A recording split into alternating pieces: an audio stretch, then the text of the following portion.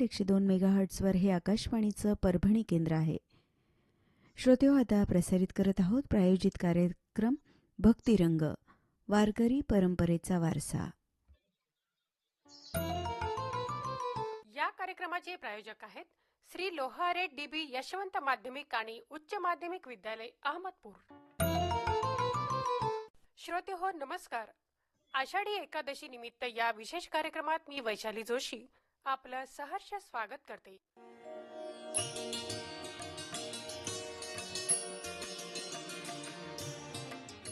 श्रोते हो, आज आपण श्री लोहारे डीबी यशवंत माध्यमिक आणि उच्च माध्यमिक विद्यालय, अहमदपूर येथील विद्यार्थ्यांनी सादर केलेला भक्तिरंग, वारकरी परंपरेचा वारसा हा विशेष कार्यक्रम ऐकूयात. यामध्ये सहभागी आहेत कला शिक्षक महादेव शरणप्पा खळुरे आणि विद्यार्थी आराध्या पाटील, सुरभी मुसळे, श्रेया चाटे, नंदिनी नागरगोजे, अक्षरा मठपती आणि ज्ञानेश्वरी सूर्यवंशी. चला तर मग श्रोते हो, ऐकूयात कार्यक्रम भक्तिरंग, वारकरी परंपरेचा वारसा.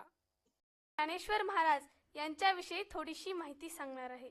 जगाला शांतीचा संदेश देणारे, अखिल विश्वासाठी देवाकडे पसायदान मागणारे, विश्व संत म्हणून ज्यांना ओळखलं जातं ते संत म्हणजे संत ज्ञानेश्वर महाराज 130व्या शतकात महाराष्ट्रात होऊन गेले. संत ज्ञानेश्वर महाराज यांची पूर्ण नाव ज्ञानेश्वर विठ्ठलपंत कुलकर्णी असून त्यांचा जन्म आपेगाव, तालुका पैठण, जिल्हा छत्रपती संभाजीनगर येथे झाला. अगदी बालपणीच आई वडिलांचं छत्र हरवलेल्या ज्ञानेश्वरांना निवृत्तीनाथ, सोपानदेव व संत मुक्ताबाई यांची खंबीर साथ मिळाली. आई वडिलांच्या माघारी या चारही भावंडांचा समाजामध्ये खूप छळ केला. त्यांना वाळीत टाकले, नको नको ते बोलणे खावे लागले. एवढेच नव्हे तर त्यांच्या अंगावर दगडशेण सुद्धा मारले. तरी एवढ्या हाल अपेष्टा सहन करून ज्ञानेश्वर महाराजांनी आपली आध्यात्मिक साधना आपले गुरु संत निवृत्तीनाथ महाराज यांच्या मार्गदर्शनाखाली पूर्ण केले. समाजामध्ये असलेले अज्ञान दूर करण्यासाठी वयाच्या अवघ्या 16व्या वर्षी ज्ञानेश्वरी सारखा महान ग्रंथ लिहिला.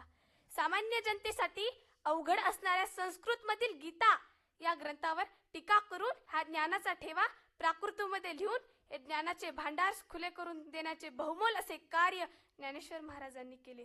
माझी मराठीची बोलू कौतुके, परी अमृतातही पैजासी जिंके, ऐसी अक्षरे रसिके मेळवीन. संस्कृत ज्ञान भाषा आणि राजभाषा असताना ज्ञानेश्वरांनी मराठीत श्रीमद भगवद गीतेवर भाष्य लिहावे. हेच मुळी मराठी भाषेला पुढे नेणारे अभूतपूर्व क्रांतिकारी पाऊल होते. कर्मयोग, ज्ञानयोग व भक्तियोग सांगणाऱ्या ज्ञानेश्वरीतील सुमारे 9000 ओव्या असून हा ग्रंथ अवघ्या 16व्या वर्षी लिहिला. त्यांनी इसवी सन 1290 मध्ये नेवासे येथे प्रवरा नदीच्या काठी हा ग्रंथ पूर्ण केला. त्याचबरोबर संत ज्ञानेश्वर महाराजांनी रचलेले अमृतानुभव हा मराठी साहित्यातील एक अद्वितीय आणि स्वतंत्र तत्वज्ञानपर ग्रंथ आहे.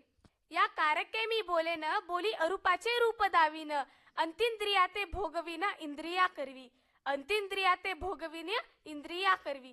त्याचबरोबर संत ज्ञानेश्वरांनी चांगदेवांना उपदेशपर लिहिलेले 65 ओव्यांचे पत्र म्हणजे चांगदेव 65 हा ग्रंथ होय. या ग्रंथाद्वारे त्यांनी चांगदेवाचे गर्वहरण करून त्यांना उपदेश केला. तैसी केली या गोष्टी तया उघडीचे दृष्टी, तैसी केली या गोष्टी तया उघडीचे दृष्टी, आपणीय आपण भेटी आपणा माझी, आपणीय आपण भेटी आपणा माझी. या ओवीमध्ये ज्ञानेश्वरांनी आत्मज्ञानाचे सार सांगितलेलं आहे. तसेच ज्ञानेश्वर महाराजांनी 28 अभंगाचा हरिपाठ लिहून जगाला भगवंताच्या नामस्मरणाचे महत्त्व पटवून दिले. तो हरिपाठ आजही मोठ्या भक्तिभावाने घराघरात गायला, ऐकला व अनुभवला जातो. संत ज्ञानेश्वर महाराजांनी ज्ञानेश्वरी या ग्रंथाच्या शेवटी दैवी कृपेची देणगी म्हणजे पसायदान होय. या पसायदानातून ज्ञानेश्वर महाराजांनी हे दान स्वतःसाठी न मागता संपूर्ण विश्वाच्या कल्याणासाठी आणि शांततेसाठी देवाकडे मागितले आहे. यात दृष्टांचा नाश हो, प्राण्यांचे प्रेम वाढवावे, सर्वांना सुख शांती मिळो अशी प्रार्थना केली आहे. जो जे वांछील तो ते लाहो अशी विश्वात्मक परमेश्वराकडे मागणी करणाऱ्या संत ज्ञानेश्वरांना लोक प्रेमाने माऊली म्हणतात. तीर्थयात्रेनंतर ज्ञानेश्वर माऊलींनी जिवंत समाधी घेण्याचा निर्णय घेतला. वयाच्या अवघ्या 21व्या वर्षी आळंदी येथे इंद्रायणी नदीच्या काठी ज्ञानेश्वर माऊलींनी संजीवन समाधी घेतली. अशा या महान संतांच्या समाधी सोहळा कार्तिकी वैद्य षष्ठी ते अमावस्येपर्यंत दरवर्षी मोठ्या भक्तिमय वातावरणात आळंदी येथे साजरा केला जातो. संत ज्ञानेश्वर महाराजांनी पालखी दरवर्षी आळंदीहून प्रस्थान करून ती आषाढी एकादशी दिवशी पंढरपूर येथे पोहोचते. या पालखीमध्ये लाखो लोक आळंदी येथून चालत माऊलींच्या गजरात पंढरपुरात येतात.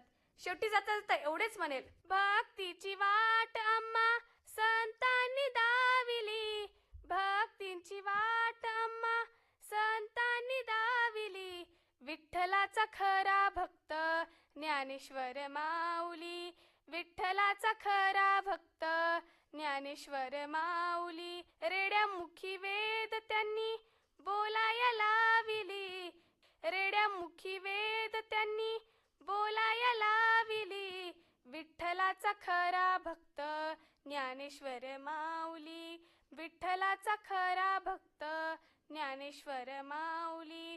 निर्जीव भिंती त्यांनी चालवून दाविली, निर्जीव भिंती त्यांनी चालवून दाविली, विठ्ठलाचा खरा भक्त ज्ञानेश्वर माऊली, विठ्ठलाचा खरा भक्त ज्ञानेश्वर माऊली. मुक्ताईन पाठीवरती मांडा भाजून दाविला, मुक्ताईन पाठीवरती मांडा भाजून दाविला, विठ्ठलाचा खरा भक्त ज्ञानेश्वर माऊली, विठ्ठलाचा खरा भक्त ज्ञानेश्वर माऊली. तुका म्हणे इंद्रियांनी गाथा कोरी दाविली, तुका म्हणे इंद्रियांनी गाथा कोरी दाविली, विठ्ठलाचा खरा भक्त ज्ञानेश्वर माऊली, विठ्ठलाचा खरा भक्त ज्ञानेश्वर माऊली. भक्तींची वाट आम्हा संतांनी दाविली, भक्तींची वाट आम्हा संतांनी दाविली, विठ्ठलाचा खरा भक्त ज्ञानेश्वर माऊली, विठ्ठलाचा खरा भक्त ज्ञानेश्वर माऊली. धन्यवाद.